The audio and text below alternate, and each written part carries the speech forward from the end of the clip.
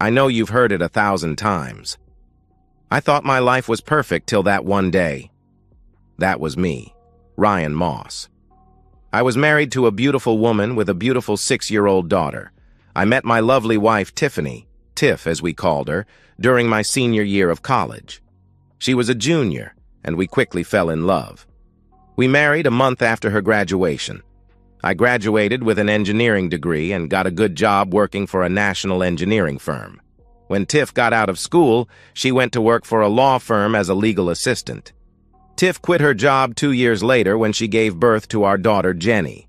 Our life was perfect till Jenny went to kindergarten. With Jenny in school, Tiff went back to work at the law firm. I should have seen it coming, but was blinded by my belief that my wife. I thought she was in love with me as much as I was in love with her. Looking back, all the signs were staring me in the face. Tiff started dressing more provocatively. Our love life went from frequent to non-existent. Tiffany was working more hours and was dismissive when I questioned her about her long hours. When I confronted her about the lack of quality time with both me and our daughter, she told me that she was working for a senior partner. It was a great opportunity for her career and would help us financially for our future, is what she would say.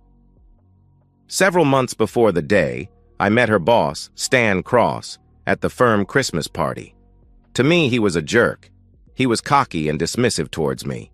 I watched them closely, but I didn't see any romantic interaction between Tiff and her boss. It was there. They just hid it from me. Things took a turn just as Jenny was finishing up her kindergarten year. After her last day of school, Jenny was going to spend the weekend with my parents. I was looking forward to a nice weekend with Tiffany to try to rekindle our relationship and love life. I dropped off Jenny at my parents' to return home for what I planned was to be a nice dinner and movie at home alone with Tiffany. As I walked into the kitchen, Tiffany was coming down the stairs. She was dressed in a short dress with high heels. Her hair was down around her shoulders, curled to perfection. She had her makeup on for a night on the town. "Wow, babe, you look hot. I wish you would have told me we were going out. I would have rushed home. Give me a few minutes and I will be dressed. Where are we going?" Tiffany got a smirk on her face that was not a good look for her. "We are not going anywhere. I'm going out, but not with you." I was shocked. What? What are you saying?" "I have a date, and it is just the start. We are going to have new rules starting today. My boss is coming to pick me up for a night in the town. I won't be home. We have a room downtown." "What the hell are you saying?" I called out. "You need to calm down and accept this. This is the way it is going to be. I'm going out and will be home sometime Sunday." "No way. If you think I'm going to accept this, you're crazy. If you walk out that door, don't expect to come back." "No, Ryan.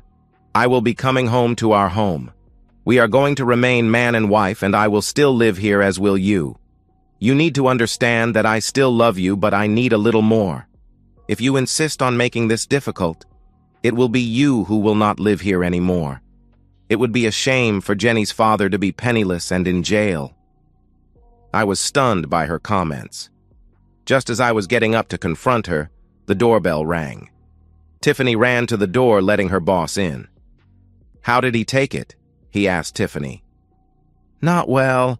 I think you need to explain the consequences of non-compliance," she said. Stan was not an imposing man, about my size, if not a little shorter. "Mr. Moss, I guess we need to have a conversation." "Conversation? I need to kick your back," I replied. "You could try, and from the looks of you, I might get a couple of good hits in before my driver would storm in here and knock you out. By evening, you would be in jail, so sit down." I looked out the door to see a large man standing on my doorstep behind Stan. Muttering, I sat down. "Good. We can talk like civilized men now. When your wife agreed to become my personal assistant, she took on other duties. Yes, I'm talking about intimacy. I've been enjoying your wife for the last 6 months, but she grew tired of us sneaking around. The two of you will have a new relationship. As my personal assistant, she will provide me with professional and personal services as I need them. Mr. Moss, you will continue to be Tiffany's husband. Your role as husband and father will not change with one exception. I will take care of Tiffany's sexual needs. Most of the time, those needs will be taken care of at a hotel or at the office, but there will be some times where you are out of the house that we will need to use your bed. You've crossed a line, and I will not tolerate this. I will divorce her for cheating, I replied. Mr. Moss, that kind of talk is not productive. Don't forget what business I'm in. I'm a big-time lawyer with the power of this city's largest law firm. If you try to divorce her, you will be punished. I don't just mean in the divorce. Of course, in the divorce, we will take everything from you and force you to pay her alimony while she keeps messing with me. That wonderful little daughter you cherish so much, you won't be seeing her. You see, you will be charged with child molestation. You will go to jail for some period of time, and you will never get visitation with your child again. I'm sure your company will fire you on the spot. You will be disowned by your family and friends. I sat there stunned, not knowing what to say. Stan continued. Now, I know you are not going to do anything stupid. You try to tell my wife, all the hell I just explained to you will come down on your head, plus a visit from my driver and his friends. If you try to just leave town, we will hunt you down. So be a good boy and just accept this new relationship.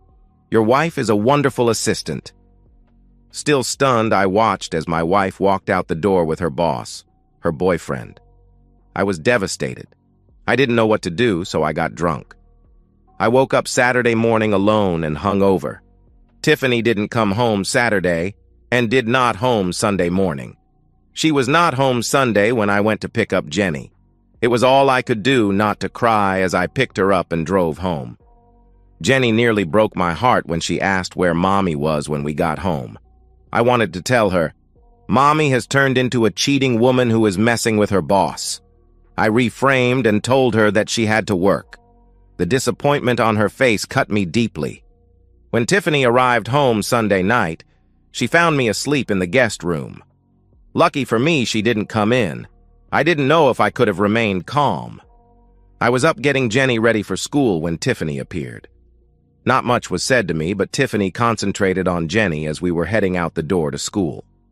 Tiffany kissed Jenny and moved to kiss me, but I turned and walked away. That night after Tiffany put Jenny to bed, Tiffany stomped into what I had turned into my man cave in the basement. "Are we going to have a problem?" she hissed. "When you say we, do you mean me having a problem with you spending the weekend with your boss? Is that the problem you are talking about?" She stood there with her hands on her hips. "Look, I didn't mean for this to happen. It seemed to start with Stan and I sharing our morning coffee. He liked that special creamer I bring to work." "I'm sure he wanted to give you some of his special creamers," I replied. "Don't be crude, Ryan. He's a very persuasive man. You know how I've always said I didn't like sushi? The truth is I had never tried it. Stan said it is an incredible aphrodisiac. The first time he got me to try it was the first time he had intimacy with me. I'm sorry, Ryan, but it was good. He promised to make me his personal assistant. Think of the benefits. I'm making a lot more money. I will get to travel with Stan and meet a lot of important people. This will be good for us. Stan even said you could have intimacy with me again. There will be some conditions, though." "Oh God, I can't wait to hear this," I said, getting angrier. "You can only be with me after Stan has been with me, and he says that will happen often," Tiffany says almost apologetically. "Wow, Stan is going to allow me sloppy seconds with his cheating woman. How generous," I replied. "You can't talk to me like that. Ryan, you need to just get on board. This is not a long-term situation. Maybe 2 to 3 years at most. We will be in a great position for our life going forward together." "You actually believe this nonsense, don't you? I guess in your world, once the great Stan is done with you, I will be there to grow old with you, right? Just wait till good old Stan tells you he wants to put a baby in you and have me raise it." Tiffany lowered her head in shame. "Oh, heck. Are you already pregnant?" "No, but he wants me to go off the pill in a few months. I told him I wanted you to be on board with the new relationship before we do that." "I can't believe you. Get out of my sight," I replied. Tiffany got to the top of the stairs and turned. "I'll be in our bed waiting. Once I go off the pill, I won't be available to you till I'm, you know." This had gone too far. She had to know I would never go along with her plan. I took up residence in the guest room in my basement area, but tried to keep our household as normal as possible for Jenny's sake. Over the next week, I did some research on Stan. It certainly appeared that he had the power and influence he claimed. I went to a divorce lawyer. She confirmed that I would be destroyed in a divorce. The lawyer knew Stan Cross, and she believed that he was not above fabricating molestation claims against me. Divorce was not an option. The lawyer did suggest that I try to get evidence of my wife's plan. If I could get some evidence of them plotting against me, I might be able to stop their plan. She said even with evidence it would be hard to stop them with Cross's power and influence. She suggested using a small voice-activated recorder. If I hid it in Tiffany's purse, I might get lucky. I bought a recorder as the lawyer suggested and put it in Tiffany's purse. It looked like a pen, and I was able to put it in a small pocket that had other pens. The recorder seemed to be a long shot, so I started looking for other options. I was out of options, at least legal options. I decided to go to the library to use their computers. I'd seen enough detective TV shows that the police always check the prime suspect's internet search history. Finally, after a couple of hours of searching, I came up with an idea. It was extreme, and I wasn't sure it would work, but I was desperate to try. 3 hours away, I found an Oriental supply store that was on the seedy side. I put on an old hat and sunglasses while wearing sweats, making sure I would not be recognizable. Luckily, when I got there, I was alone in the store with just the old man behind the counter. I walked up to the old man. "I would like some tetrodotoxin and some dimethylmercury." The old man looked at me and smiled. "Got a cheating wife?" I just smiled back at him. "Do you have it?" "I do, but it is not cheap. $1,500 and I only take cash. I assumed that you want no record of you being here." I assumed it wasn't going to be cheap bringing $2,000 with me. I counted out $1,500 in 20s, putting it on the counter. The old man went in a back door and quickly returned. He put 2 vials in a paper bag. "Be careful with these. Small amounts over time will do the trick." The old man pulled 2 syringes into the bag. "These will help you dispense it. Don't get any on your skin. It is best to put it in a liquid for her or them to ingest." I grabbed the bag and quickly went to my car. Tetrodotoxin and dimethylmercury are both toxic substances related to fish in some way. Tetrodotoxin is taken from the pufferfish and the blue-ringed octopus. When prepared correctly, these creatures are considered a delicacy, but in a concentrated form, they build up in the subject and can be deadly. Dimethylmercury is similar to mercury, but more deadly. If allowed to build up, it also can be deadly. My research found that both dimethylmercury and tetrodotoxin would build up in the system over time till it was too late. Both substances were hard to detect, but if found would look like they were from bad sushi. The best part of my plan was that Tiffany was going to deliver the poison for me. She kept that special creamer at home till she needed to replace the bottle at work. When I asked her several months ago why she didn't just take it all to work, she said she was afraid someone would take it. The creamer was a special treat just for her. I guess she meant it was special for just her and Stan. It was non-dairy and didn't need to be refrigerated. Tiffany's case of the creamer was in the pantry. The case was open with 11 bottles in the box. I carefully pulled one of the bottles for examination. The cap was not tamper-proof, but did have a paper and foil seal under the cap covering the bottle. I started with the tetrodotoxin as a test on the first bottle. I didn't want to take the chance of spilling the dimethylmercury on my skin. Just like the old man said, I found research that direct contact could be fatal. Loading up the syringe with tetrodotoxin, I pushed the tiny needle into the side of the seal. Once inside, I slowly pushed the liquid into the bottle. Examining the bottle after I pulled the needle out didn't show any signs of tampering. I repeated the process with all 11 bottles in the box. Nervously, I pulled out the dimethylmercury. Much more carefully, I injected each bottle. 2 weeks later, the case of creamer went down to 10 bottles. My conscience started working overtime. I was starting to regret my extreme action. Tiffany made my decision a lot easier. It was a Thursday night which had become sushi night. On Thursdays, Tiffany and Stan would work late and get sushi. Sushi night was code for getting sushi and intimacy. Jenny and I had dinner alone before I put her to bed. I was in my man cave like most nights when Tiffany marched down the stairs with attitude. If you want to have any intimacy for a while, you've got a month. Stan has told me I'm going off the pill in a month. After that, you are cut off. My anger was boiling. Look at this. My wife is allowing me to have love with her before she makes a bastard with her boss. I thought I wasn't allowed to have love with you unless your body was full of Stan. Tiffany smirked. That's right. If you want to see evidence of Stan still being inside me, you need to stop using that term. You know I hate it. No thanks, I'll pass. I wouldn't touch your nasty body, I replied. Suit yourself, but I'll be upstairs in our bed. It's been a while since we've made love, she said smugly, walking back up the stairs. You wouldn't know what love is anymore, I replied. I know some would say that I'm going overboard and should just divorce her. Given my options, I looked at what I was doing as self-defense. She and her boyfriend threatened me with my most precious thing, my daughter, and secondly, my freedom. I knew what I was doing was reprehensible, but it was in response to the unspeakable threats they made against me. A week later, I noticed that the box was down to 9 bottles of creamer. It took another month for the first symptoms to show. I had been watching her like a hawk when she was home. Her complexion looked a little paler, but it was her hands that made me smile. Tiffany, all through dinner, was flexing her fingers and wringing her hands. Her nervous system was being affected by the toxins in the creamer, causing it to shut down. Something wrong, Tiff? I tried to show actual concern. I don't know. My fingers have this numb feeling.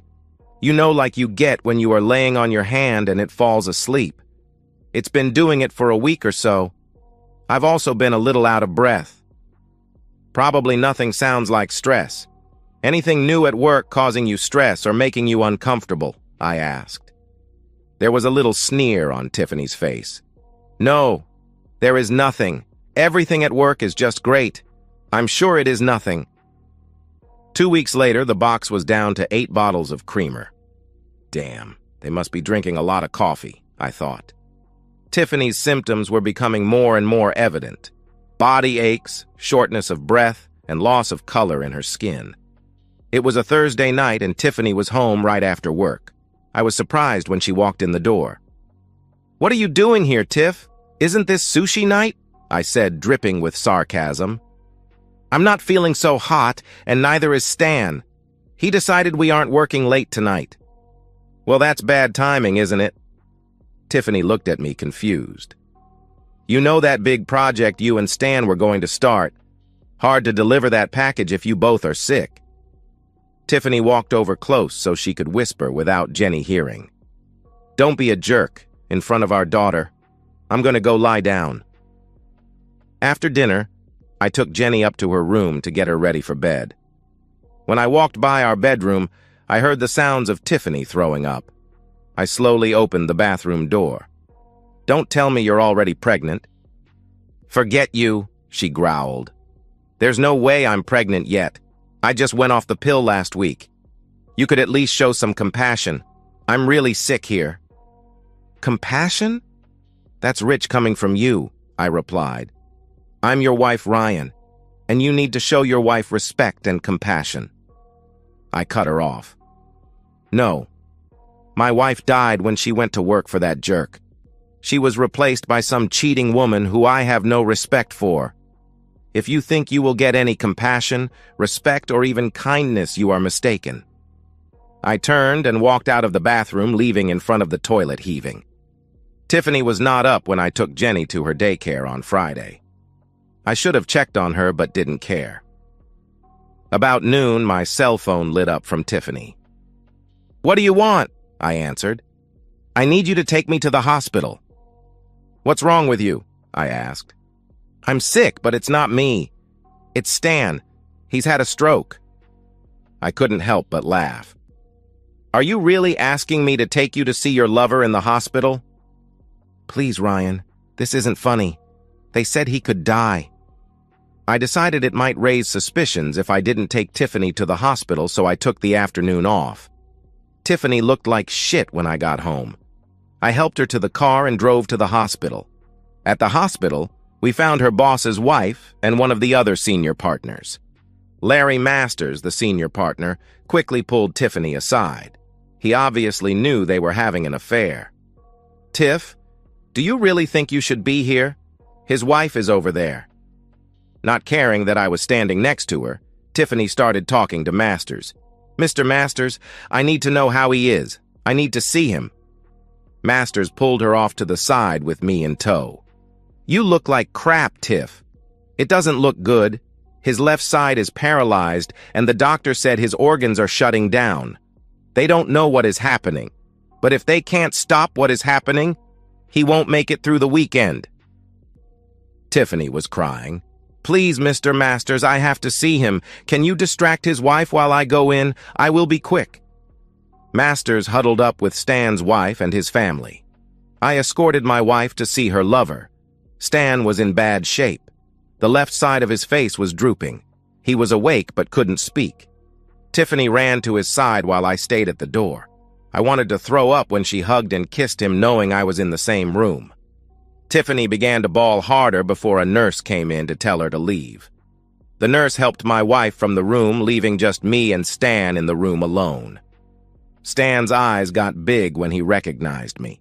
He tried to talk, but nothing came out. Stan, you're going to die soon. Before you do, I want you to know that I didn't take your advice. I wasn't a good boy and I didn't accept your idea of a new relationship. Don't worry, I'm going to tell your wife after you are dead about all the stuff you pulled with me and my wife. Before you die, just know that I did this to you. There is nothing that you can do to stop it. Alarms started going off on the machinery hooked up to Stan. Nurses and doctors came rushing into the room as I stepped out. They kept Stan alive through the weekend, but he passed early Monday. Tiffany was a blubbering mess when she heard the news of her boss passing. Her health was getting worse. I picked up Jenny from daycare and headed home that Monday to find Tiffany in bed. She confirmed that her lover was gone. Even in her weakened state, her venom was still present. I guess you're going to gloat now. No, Tiff, I'm not going to gloat. I'm not going to pretend I'm upset that he is dead. That guy killed our marriage and he deserves to be dead. Our marriage isn't dead, and I can't believe you are so cruel about Stan. Nothing I had with him diminished my love for you. I told you it was a means to get ahead, to make us financially set. You knew I would come back to you. No, Tiff, you're talking complete nonsense. Our marriage is just as dead as your lover Stan. Did you forget that I was in the room when you ran to Stan professing your love for him? Hugging and kissing with your husband in the room. Tiffany was sobbing hard when I turned to leave the bedroom. She took a turn for the worse by the end of the week. It got so bad I had to take her to the hospital on Friday. On Saturday morning, her doctor met with me.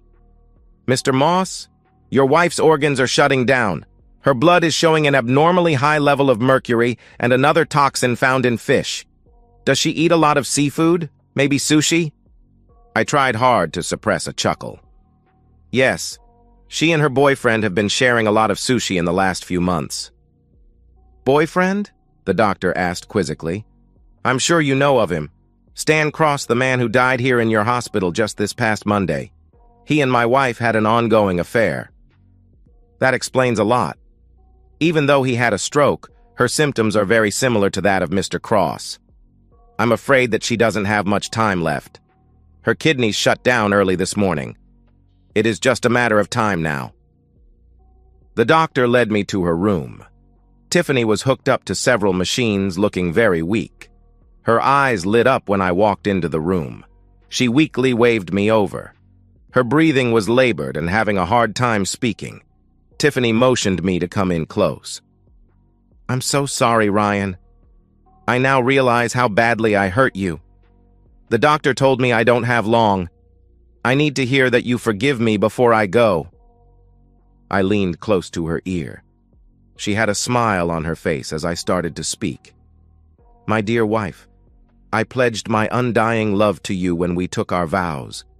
For better or worse, in sickness and health is what I said. At the same time, you pledged to me your love and faithfulness. You broke those vows, belittling me and humiliating me. I will never forgive you for what you did to me and our family. I hope that you and your lover burn in hell.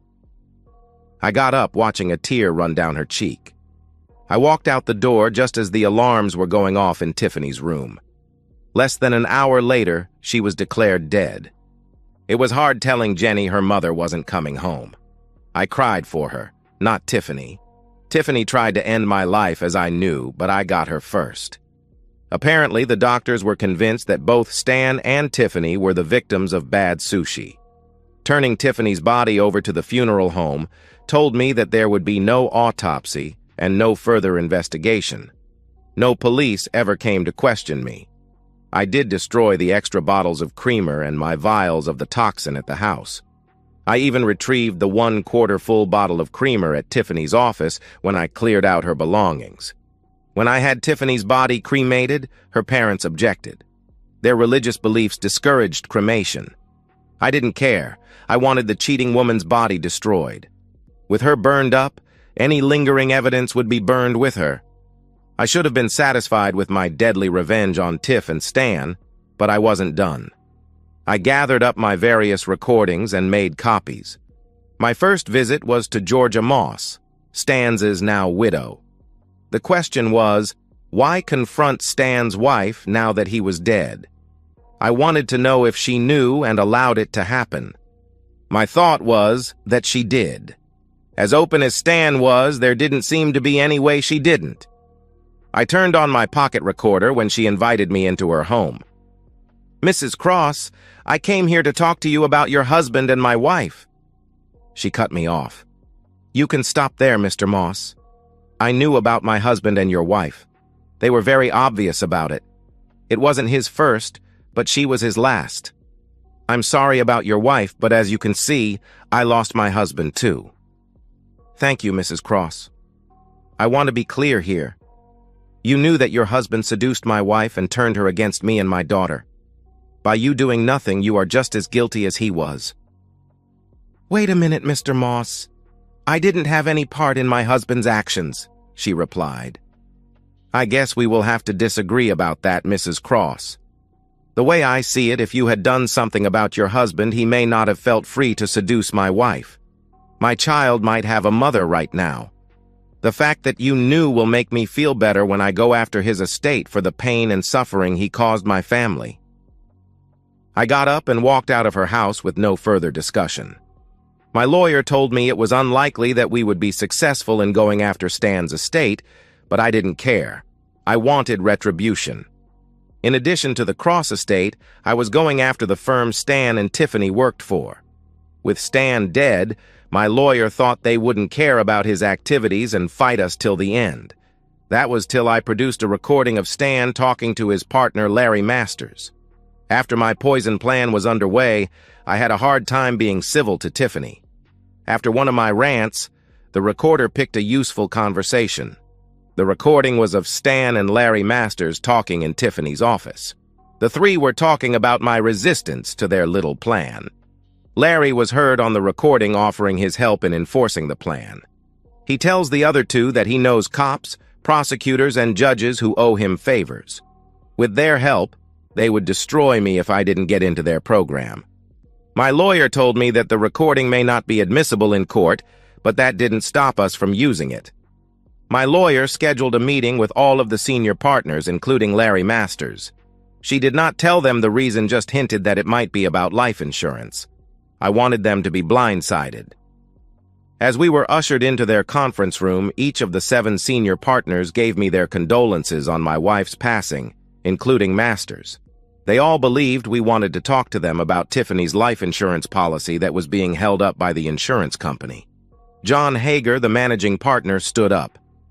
Mr. Moss, each one of us is very sorry for your loss. We have been made aware of the difficulties you are having getting the insurance company to pay off the life insurance policy our firm provided for your wife. I'm pleased to tell you we were successful in stepping in to clear the obstacles. Hager slid a check for $500,000 from the insurance company. I put the check in my pocket. Thank you, Mr. Hager. That is not why we are here. We are here to give your firm the opportunity to settle a sticky issue before we go public and file suit against each one of you individually and your law firm. You see, Mr. Hager, your firm was complicit with Mr. Cross in a plot to seduce my wife away from her family and to have me arrested, prosecuted, and jailed. Hager stood up angrily. How dare you come in here, accuse our firm of such crimes, and besmirch the good name of one of our fallen partners? Mr. Moss, we will not sit here and allow you to false allegations. Mr. Hager, we can leave now, but I can assure you that my allegations, as you call them, are true, and I have evidence to back them up. I would suggest that you simply ask Mr. Masters if I'm telling the truth. All eyes turned to Masters, who was squirming in his chair.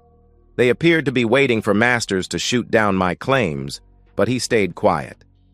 My lawyer hit play on his phone, triggering a small portion of the recording of Masters and Cross, discussing how they were going to destroy me.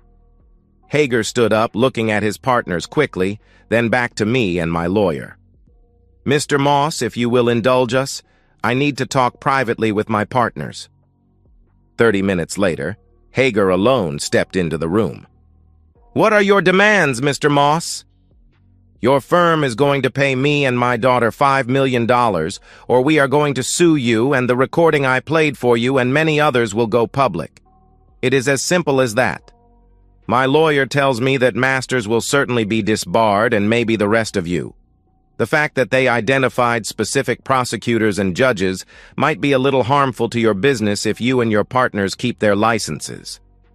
Hager requested 2 days to confer with his partners about my offer. My lawyer spoke up. You have 2 days to agree, or it all comes out.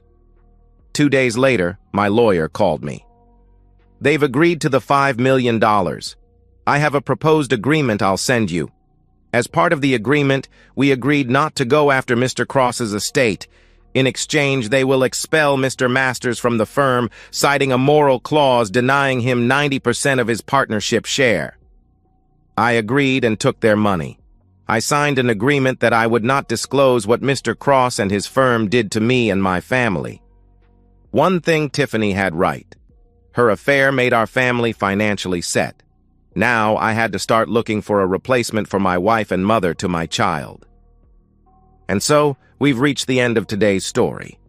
Was it what you expected, or did it take a twist you didn't see coming? I'm curious to hear your thoughts. Share them in the comments below, and let's get a conversation going. If this story kept you hooked, make sure to hit that like button. And if you're new here or just haven't subscribed yet, now's the perfect time to join our community. I bring you fresh, captivating stories every day, so click that subscribe button and turn on notifications so you never miss out. Thanks for watching, and I'll see you in the next one.